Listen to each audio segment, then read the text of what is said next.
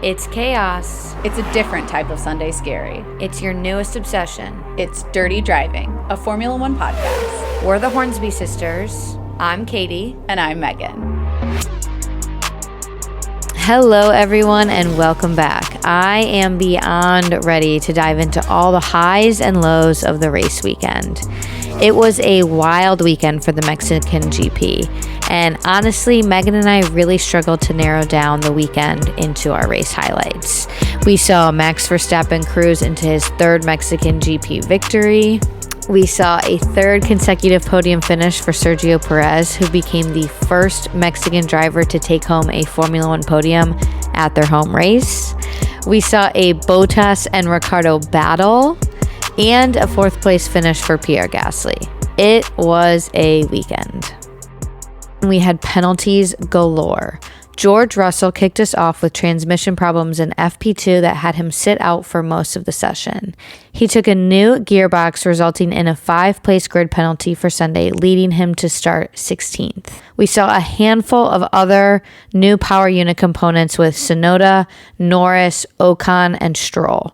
They all took back of the grid penalties, and Stroll did not compete in qualifying due to this pretty nasty track wall crash in Q1 that resulted in a red flag. Lance was fine after the crash, but it resulted in a lot of work for the team to get the car ready for Sunday. As we head into the final 5 races of the season, everyone is getting ready for the last push for points. I truly expected to see Lewis Hamilton also take a new engine component this weekend, but he didn't, so we're going to have to put a pin in that one. During qualifying, we saw a Red Bull and AlphaTauri kerfuffle, as my sister would say. And in Q3, the sister teams had some issues. In the final moments, Yuki Tsunoda ran off the track in lap 10 as Sergio Perez and Max Verstappen were doing their fast laps. Sergio Perez followed Tsunoda off the track due to the need to brake, and in doing so, he lost downforce and ultimately lost the car into the turn. As Max came up on the cars, he saw the dust and pulled back in fear of a yellow flag. So Yuki basically cost Red Bull both of their fast laps. And in post-race, Christian Horner decided to pull the ultimate Christian Horner and coined an unacceptable jab at his sister driver saying, "I think we got Tsunoda'd," which was a pretty shitty thing to say, especially to someone within the same constructor family. Other teams actually reached out and offered him support through this. Mercedes was one of them. Speaking of Mercedes, we had a Bottas and Hamilton front row lockout with Verstappen and Perez commanding the second row. The disappointment for Red Bull was sharp due to their performance in FP2 and FP3, where Perez was a full 6/10 faster than Hamilton. There was also some worry with the repair on the rear wings of both Red Bulls, both before and during qualifying. It looked like duct tape was holding them together, and there's a tweet I saw from this weekend that I think is the perfect place to leave qualifying before jumping into the race. And it said, "Red Bull throwing hands at Yuki like their rear wing isn't being held up with tape." I laughed out loud at that one. That is good. I can't remember who tweeted it, but I'm very thankful for that. Which does bring us to the race, and the drama started early, and the joy of Mercedes' front row lockout was very short-lived as it didn't even last into the first turn. So going into turn 1, we had Bottas on the right, Hamilton in the middle, and Max on the left. And Max was in the best position out of the 3, but we've got all 3 of them going into the turn, which most often results in disaster. So Max whips right past the Mercedes on the outside going into the turn, and on the right, or on the inside, Valtteri got tipped by Daniel Ricciardo into turn 2, causing Valtteri to spin in the middle of the track and causing this kerfuffle that led to Daniel with a damaged front wing. We saw both Daniel and Valtteri dive into the pits for hard tires. Daniel got a new front wing, and when they came out, they were in P17 and P18. The Bottas spin caused both Yuki Tsunoda and Mick Schumacher to go off the track after they sandwiched the Alpine of Ocon, who got away clean, and both Yuki and Mick were out of the race. Then we saw Antonio Giovinazzi have this stellar moment where he moved up from 11th to 6th, and I think he would have finished higher on the grid had Alfa Romeo given him a little bit more strategy. He made a comment at the end of the race to the team, "Thanks for all the team strategy, guys," or something along those lines. So he was pretty butthurt about that. Regardless of all of the things that stem from that little incident, it was an absolute dream start for Red Bull and disaster for Mercedes, which those things normally go hand in hand. So Hamilton was sandwiched between Verstappen and Perez, and Bottas was at the back of the pack early on. So by lap 6, right after the end of the safety car, Verstappen already pulls away from Hamilton out of DRS range. He got this quick little zippy start away from him. And 2 laps later, in lap 8, Verstappen had a 2.7 second lead with plenty of clean air to manage that. And Verstappen's early move into the lead would allow him to basically cruise to the end of the race. He led the whole way except for a couple laps that Perez took the lead while Verstappen was pitting. And Sergio led lap 34, becoming the first Mexican driver to lead the Mexican GP. So he came out and broke a couple records. And speaking of Sergio, it was a tough race. He and Hamilton battled for second for a while. Perez had 2 attempts to chase Lewis down the rest of the race post his pit stop. In one, he got under a second at lap 60-ish, but never really made it happen. And then again, he really failed to make it happen when he had DRS down the main straight on the last lap, on lap 70. So Perez had the pressure the whole entire race. Lewis even mentioned that it was clear how fast Red Bull was when Sergio was able to follow that closely behind him. Hamilton did a pretty impressive job holding off the faster Sergio Perez, but ultimately failed to challenge or even put any pressure on Verstappen. Hamilton made it clear that he gave it absolutely everything and was grateful to get second and minimize the points damage. Red Bull have had the faster car all year, but we were really able to see how well the car can perform on this Mexico track.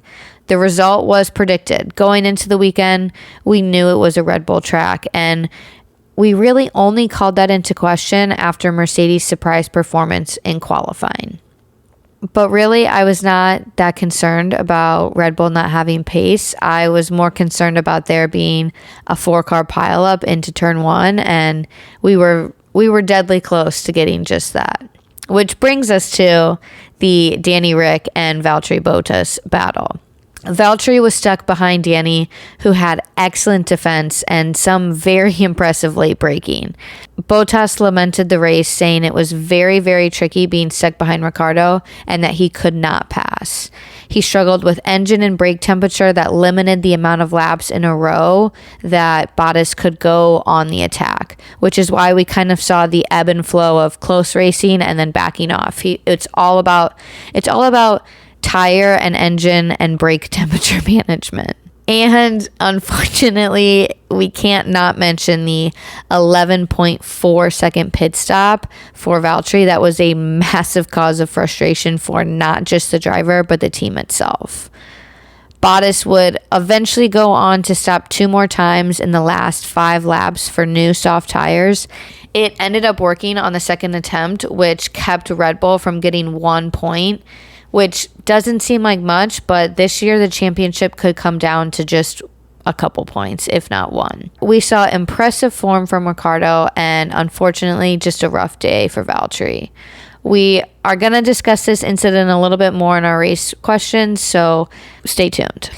And the next battle we have to talk about is Ferrari and McLaren. And McLaren went into the weekend knowing it was going to be challenging, and that's exactly what it was. So Danny Ric spent the whole race defending Valtteri, and then Lando eked out a 10th place finish, getting 1 point for the team. Then we had Ferrari, which got both cars into the top 6. And ultimately, McLaren drops behind Ferrari in the championship by 13.5 points with just the next 4 races to go. And I was honestly impressed by Ferrari and the fact that they pulled this off. There were some uncomfortable moments on the pit wall. Charles Leclerc was asked to well, he was ordered to swap positions mid-race with Carlos Sainz because Carlos had the speed. So it was a little dicey. It's always a little dicey hearing team orders over the radio.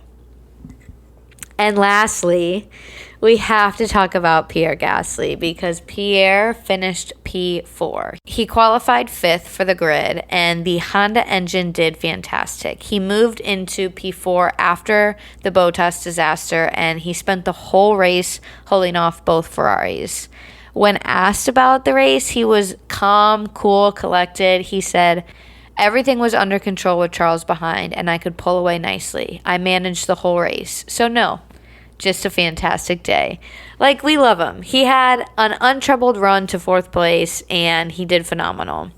And after his bad luck, including his DNFs at Austin and Monza, he was able to capitalize. The car had the pace the whole time, and ultimately this P4 gave AlphaTauri the points needed to tie for 5th place with Alpine with 106 points.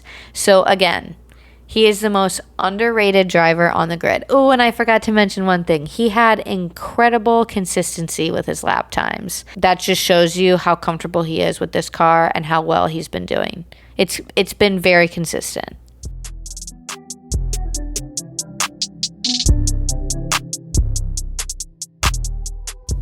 And now Megan and I are going to dive deeper into the Mexican GP and talk about our race questions of the week. Megan? Hi, how are we? I think we're good this week. I think we are good. I think we have a lot to talk about. I'll just jump in and ask you the first question. Will McLaren have time to recover in the Constructors' Cup? I think the answer is probably not. After watching them this weekend, two caveats. We had a Lando Norris penalty. We had the kerfuffle, which I coined that phrase before the broadcasters did. We had the turn 1 kerfuffle. We knew that this was going to be a tough race, and that really all happened. Like, the race was just as hard as it could have been for McLaren. At the same time, we see Ferrari finding their pace. They have the new hybrid engine. This is a Ferrari-style track. So all of these kind of things coming together made a whirlwind of McLaren having their worst results of the season, I think. But I don't know if they can recover after this. It seems like they just have lost some pace right after Danny Rick had kind of found his pace. So it seems like we might have a McLaren in 4th place and Ferrari in 3rd. We'll see what happens in Brazil. Yeah, I'm concerned about them. And it's really a bummer for me to see, at least, because I felt like, you're right, we were doing well. We had found pace. And after this weekend, I'm not sure how the rest of the season's going to fare. And I'm really not sure how engine penalties are going to go the rest of the season, because Daniel Ricciardo will probably need one. And I don't know if Lando's engine penalty really served its purpose this past weekend either. Like I said, it was just a whirlwind of bad this weekend, so I'm hoping that it's an isolated incident. You know, we've taken Lando's penalty. Ricciardo had that issue with Bottas in the first lap. I'm hoping that it was just an off weekend, especially because we knew that this track just was not suited for the McLaren. It was geared towards a Ferrari. I don't know. I lost a little hope this weekend. They seemed flat. They didn't seem to be able to find it. Is kind of my reaction to the whole thing. Except, I will say, the glimmer of positivity that gives me some, we're not out, we're just a little down, was the fact that Daniel Ricciardo was able to defend against the Mercedes for the entire race. Yeah, that is, that might be an honorable mention. I think my third question is about that, so we'll jump into that a little bit more. But yeah, hit me with one of your questions. Well, speaking of Valtteri, what are your thoughts on Valtteri's race? It legitimately went from bad to worse. He had the spin going into turn 1. He had the long pit stop. He basically spent the entire race outside of the points. So what are our thoughts? Yeah. What's going on there? Yeah. I feel for that man. I've said it before. He's probably one of the mentally strongest drivers out there on the grid, having to be a teammate to the world champion for so many years. And I was really excited for him, A, because he was on pole position. And I thought that maybe this would be, the flip back to Mercedes being the powerhouse, and we might have seen a Valtteri, Lewis, Verstappen top three. And then we had the issues at the beginning, and we immediately saw him at the back of the grid, and we didn't really see much improvement because of Daniel Ricciardo. So it was heartbreaking to me. In a sense, it's hard because I'm at this point in the season where it's time to kind of choose where to throw my marbles, and I'm still not sure if I'm throwing them behind Red Bull or if I'm throwing them behind Mercedes. And I think what happens in Brazil might decide that for me a little further. I want to see Valtteri do well, and I want to see him not have another long pit stop with having struggles taking tires off of his vehicle. But I don't know if we're going to see that. They need him to keep the championship points up. But all in all, I would say that he was one of the losers of the race this past weekend, and for reasons outside of his own control. I agree with you. I think this weekend not this weekend, Sunday got away from him. He was doing very well on Saturday. Sunday got away from Mercedes, and I think it was really all decided into turn one, which is going to go into my second question. So I'm going to go back to back. So with Valtteri out of podium contention, did Mercedes even have a chance? So after turn one, Valtteri's in the back. Was there any glimmer of hope for Mercedes in that race? When it first happened, I did see a glimmer of hope. I was like, you know what? This is fine. We've seen Valtteri battle from the back of the grid before. Lewis is still up there.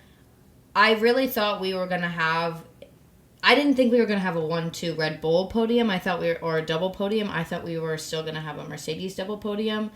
Again, it goes back to Daniel Ricciardo, which he was kind of the knife in Mercedes' side, I think, this past weekend, of Valtteri trying to get around him, which then makes me nervous because I'm kind of in this spiral, because then it makes me nervous that something's really wrong with the Mercedes engine and they don't know what it is. And I think we saw evidence of that this past weekend. I truly thought they were going to be in contention, and you're right, you said it. I think Sunday really got away from them, and they were just unprepared strategy-wise for what went down in going into turn one, or after turn one. What's interesting is after the spin, I was like, Mercedes is done for the day. Starting the race off like that, it was just, to me, in my head, I was like, it's over. It's going to be a Red Bull day. I truthfully did not think that they were going to be able to push back. And after the race restart, when Max zoomed forward and Hamilton couldn't get pace, I immediately was like, he's breaking away. Unless there is a massive issue or a horrible pit stop for Red Bull, which is not characteristic of them, it's a Mercedes day.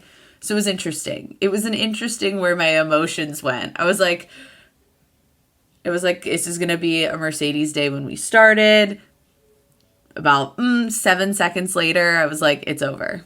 And I think that's why I'm having trouble where to throw my marbles, because going into the weekend, it was all this hubbub about how it's a Red Bull track, and then Mercedes did so well and took first row, and then Red Bull, and then Max has the pace, and then the turn one incident, and I'm not sure where to throw my marbles, and I want to throw them somewhere, but I don't know which team deserves my marbles. Oh, I mean, I've already made my decision. You know I've made my decision. After this weekend, I am anti-Christian Horner. Yeah. So I hope they lose. And that has nothing to do with, because I absolutely love Sergio Perez. I wanted him to win this weekend. But after Christian and Max, he's my glimmer of hope. It's I'm not rooting for Red Bull, but I am rooting for Red Bull. I think Sergio Perez was a great addition to the team because he doesn't really care to get involved in the bullshit. And that's why I really like him. where Christian Horner's like digging himself into a pit of bullshit. Yeah. Like, does that man ever just keep his mouth shut? I don't think so. I really don't think so. I think it's against his DNA. Probably.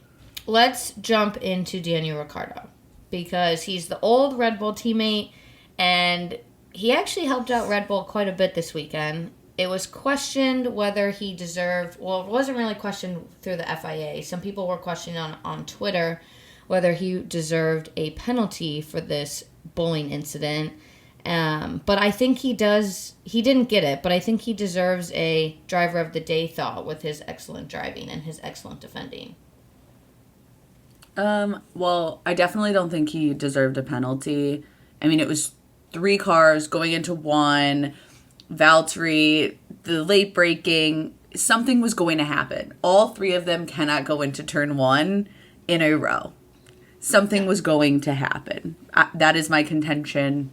Whatever. So no, I don't think that he deserved a penalty there. I do think he did or does deserve a driver of the day thought just because of his excellent defense. Yeah. He made his car so wide. I think it was lap 24 or 34. Numbers are hard. But you see the video of his defense around the turn and he was predicting where Valtteri was going to be into that turn before the turn happened. I mean, he just has late braking skills. So I do think he deserved a driver of the day thought. Let's talk about Pierre Gasly. And I know I always bring Pierre Gasly up, but he has just had repetitively phenomenal performance. His lap times were consistent as hell. He took 4th by a breeze and even went on to say, I was a bit lonely. The car was so nice to drive. And we haven't really talked about this, I don't think. But do we think Pierre is getting everything out of the AlphaTauri that he can? Or is there still more to give? First off, this whole race solidifies that Pierre Gasly is the most underrated driver on the grid.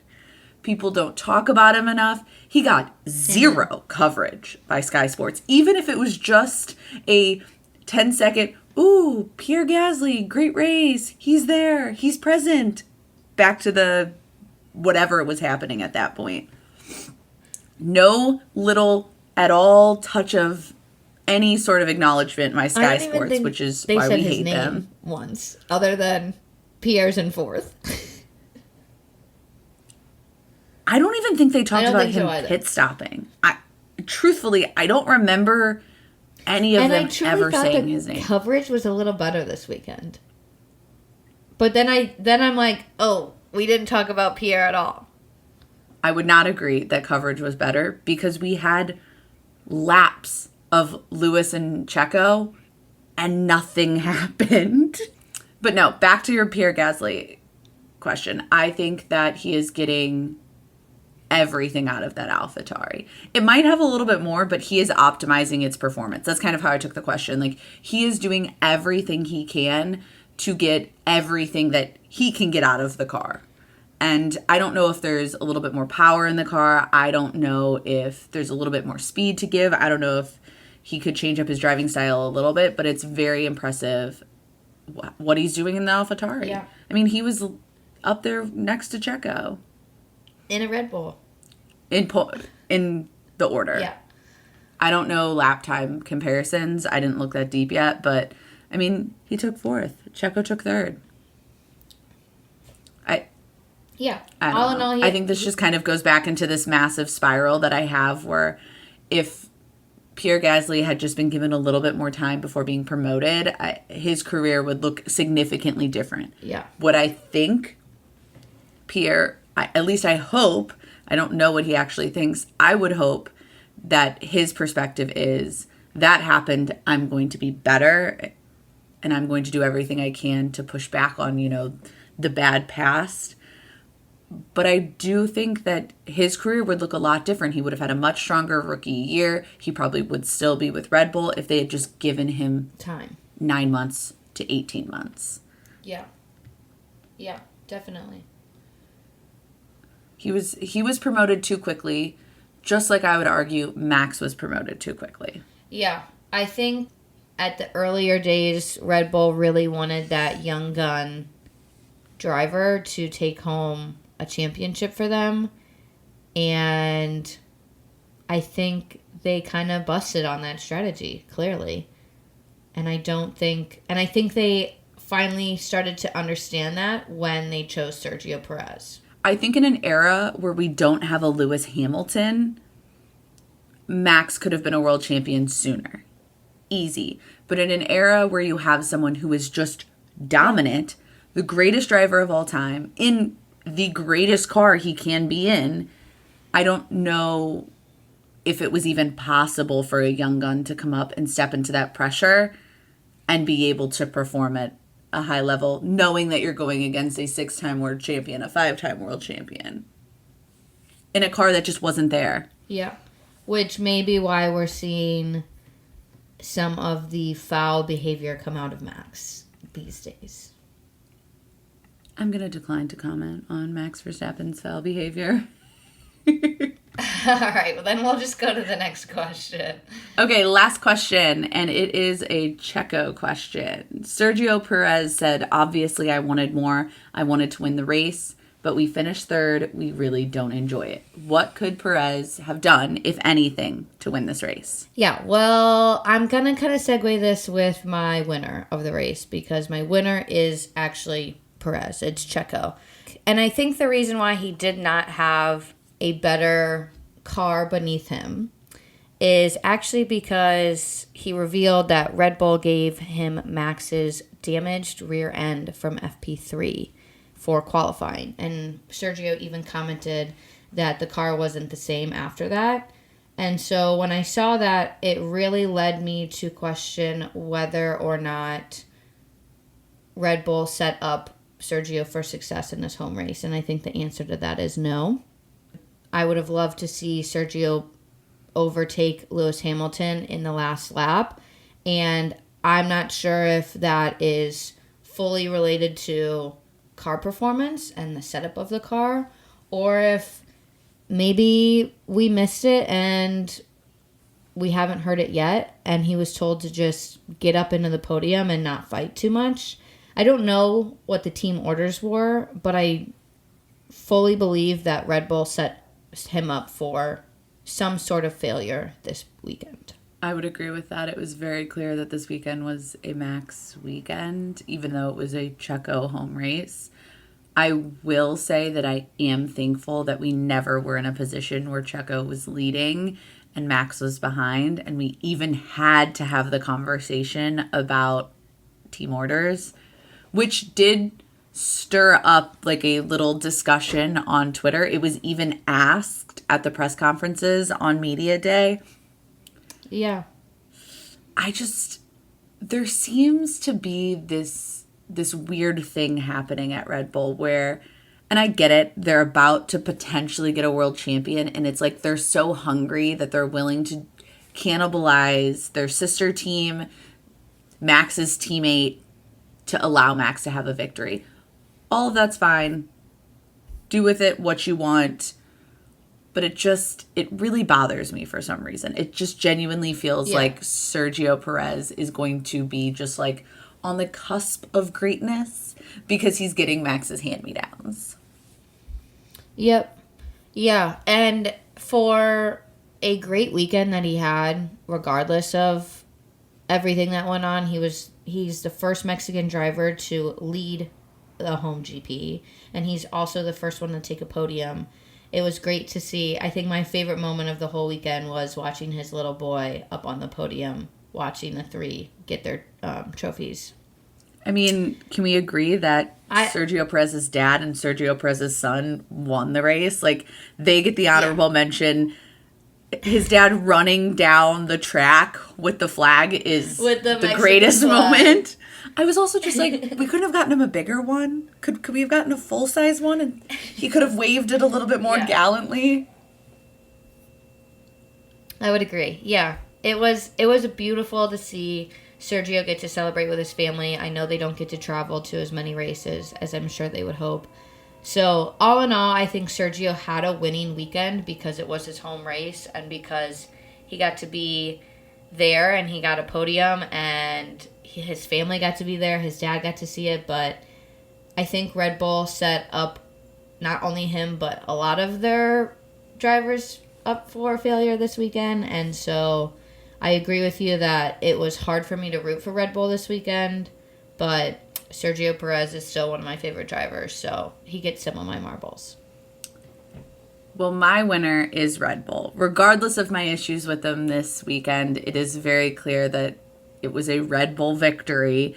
It was a Red Bull victory in terms of the title fight and the Constructor Cup. We now have Max sitting at 19 points ahead of Hamilton, which is not enough for me to say it's a Max title.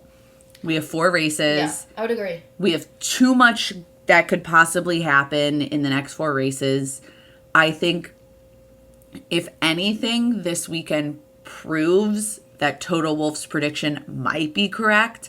I can now 100% see this not only coming down to Abu Dhabi, but this coming down to one of them trying to take out the other, Max taking out Lewis, on Christian Horner's orders, maybe.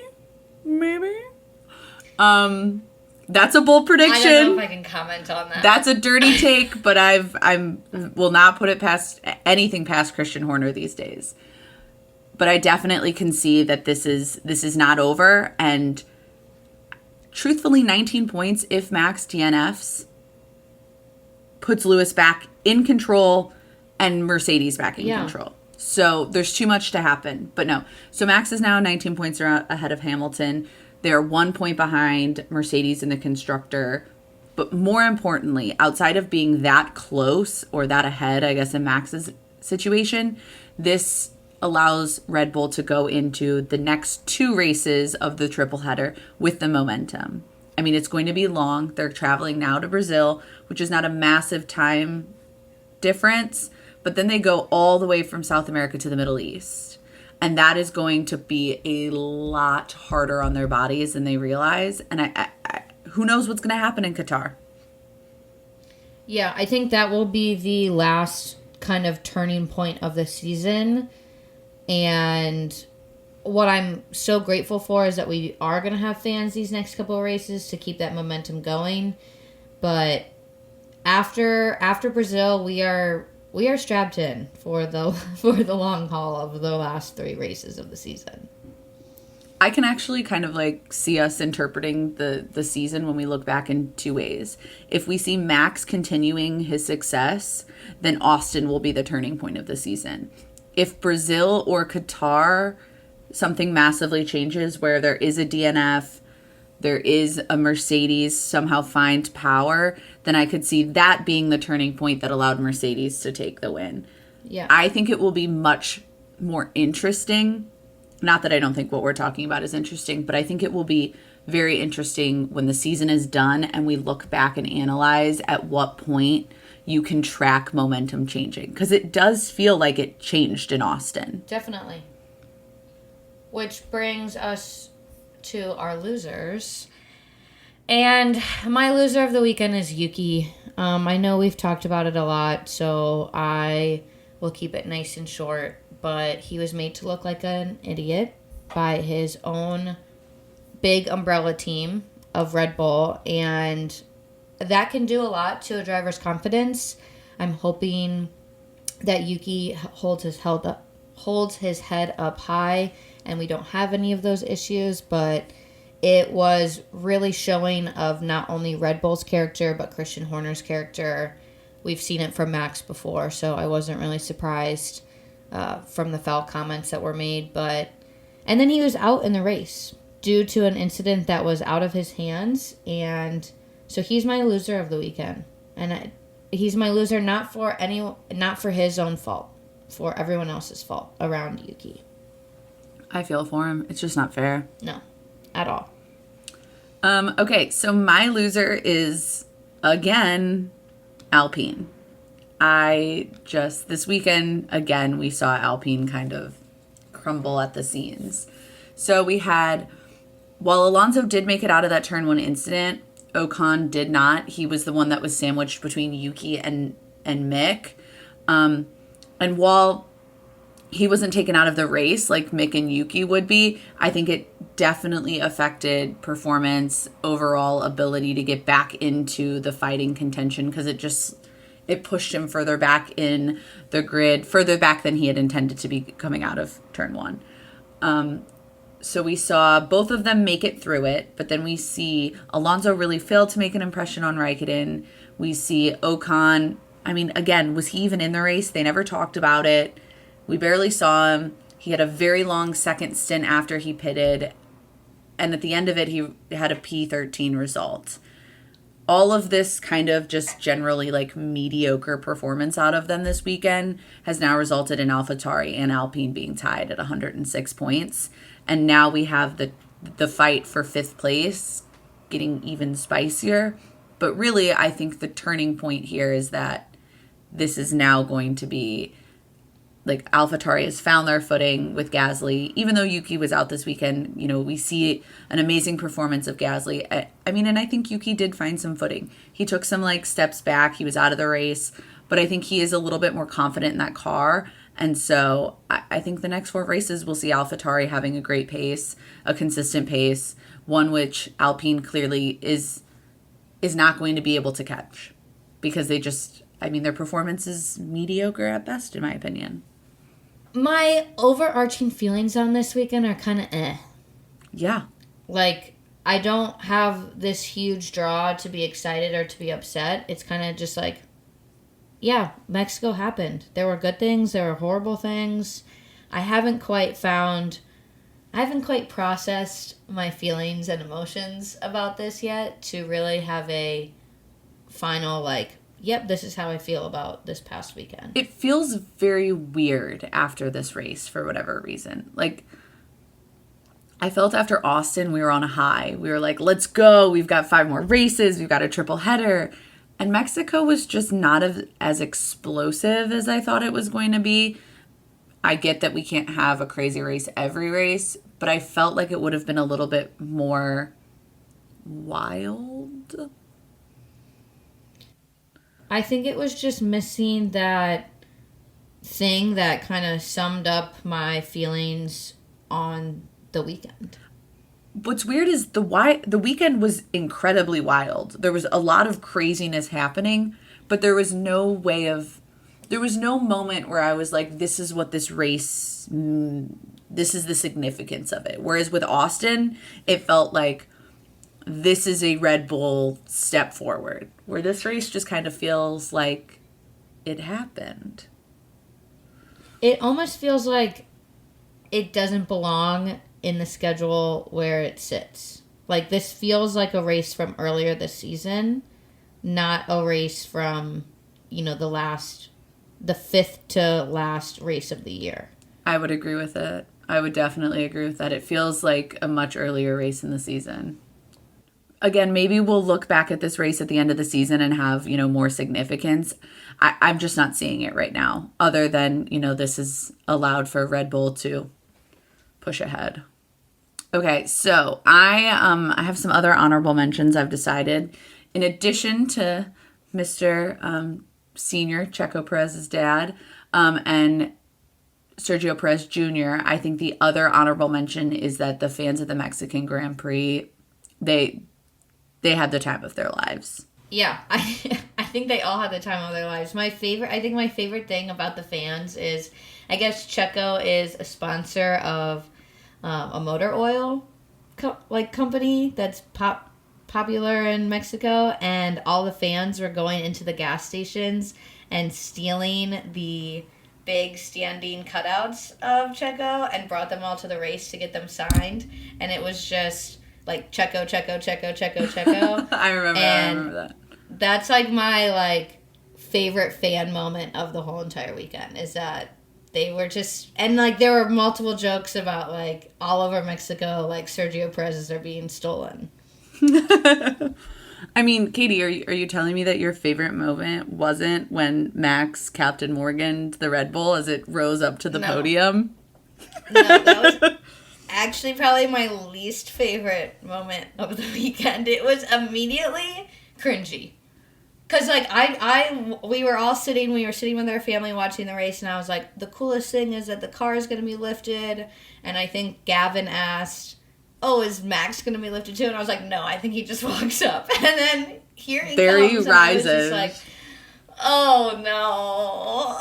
I think and ESPN even tweeted, literally ESPN even tweeted, like, we should do this at every race. And my response was, as long as we ban any driver who Captain Morgan's the car. Like, why was his leg up, like, on the tire? Like, the leg it was just uncomfortable. Like, him standing on the car, him sitting on the car, I don't care what, but, like, the leg up was just like, what is happening? It was very uncomfortable. Like, Kelly Paquette, where were you? Why weren't you like, Max, don't sit like that? Why weren't you like, sit like this, don't sit like that? I'm sorry, like... Why wasn't anybody like, dude, this is uncomfortable?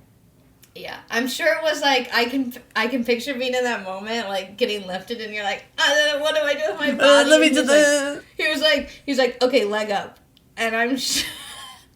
And someone should have been like, no, I hope leg he's down. kicking himself for that. But I'm not going to lie, Katie, that while the joke of the weekend has been Kygo and no one in the family except for you knowing, it was really cool to see the car and then the DJ stand and then just like a massive party. That I think we should continue in all races. But my other question is so like how long did the Red Bull stay there? I would think like, at least until the end of the set. They had to be packing up. Kygo, I'm sure Kygo had an hour-long set. And I'm sure as soon as it was over, Red Bull mechanics were like, the car! The car! Honestly, I think if I was Kygo, because it's not like anybody was up there, I would have gotten in the car. Maybe he did. Let me check this out. There were some rules about not touching the vehicle. There probably was. Now that I think about that, like, you will not touch the vehicle.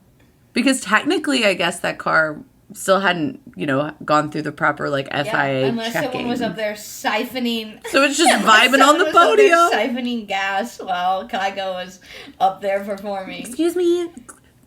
Let me siphon the gas while he's just, like, up there vibing. There's confetti everywhere. The people are going wild. And they're like, okay, let me pull the steering wheel. Let me get the steering wheel off. Yeah.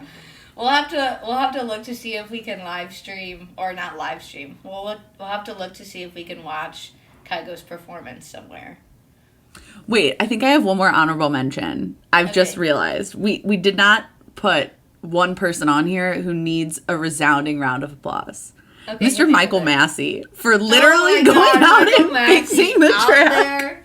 He's out there kicking the side. That was my favorite tweet of the week. I don't know if you guys saw it, but it was like, we put it up on our story. It's a picture of Michael Massey like kicking the barriers, and it says something like, "If this isn't me trying to get my life together," and I feel that every single week. Just him like out there. The best was him like running off like back to race control. It's like you're a gem. Huge shout out to Michael Massey.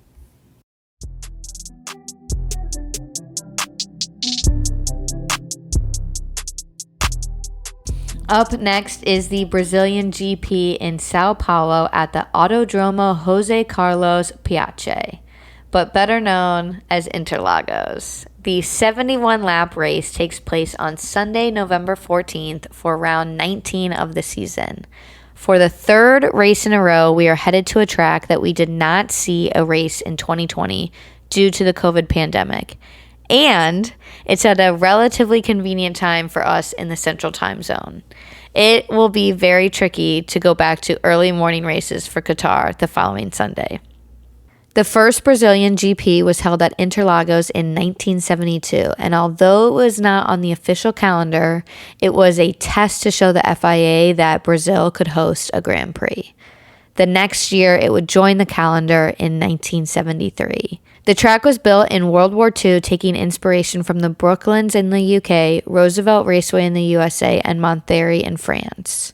In the last 4 Brazilian GPs, we've had 3 different race winners: Verstappen in 2019, Hamilton in 2018, Vettel in 2017, and Lewis again in 2016.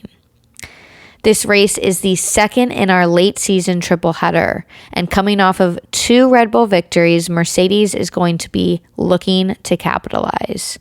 In theory, the Mercedes power unit should be far less compromised in Brazil compared to the high altitude of Mexico. It should be able to keep a better pace with the Hondas, but as we have seen this season, we really just have to wait and see. There is still so much up in the air that is left to be decided. And after a tough weekend for McLaren, Alpine, and Williams, will we see one or more of these teams find success in Brazil? It is key for McLaren if they hope to maintain their 3rd place in the constructors, as McLaren and Ferrari are now separated by just 1 point. And it's also vital for Alpine if they hope to stay in the current title fight for 5th. With just 4 races left in Kimi Räikkönen's career, it's going to be fun to see him in action after his best performance of the year, finishing 8th after his very impressive first lap. Even though Mexico was one of the most difficult races for Russell all year, we have our fingers crossed that we see one more impressive shot from him before he departs for Mercedes. Maybe not so much for George, but definitely for Williams. I am still so excited to see him drive in a Mercedes next year.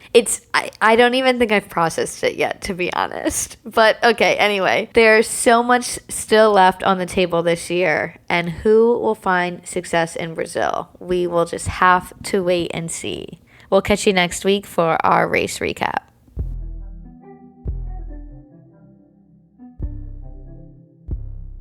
Thank you so much for listening to another episode. Don't forget to subscribe and follow us at Dirty Driving Pod on Twitter and Instagram. Until next time, stay dirty.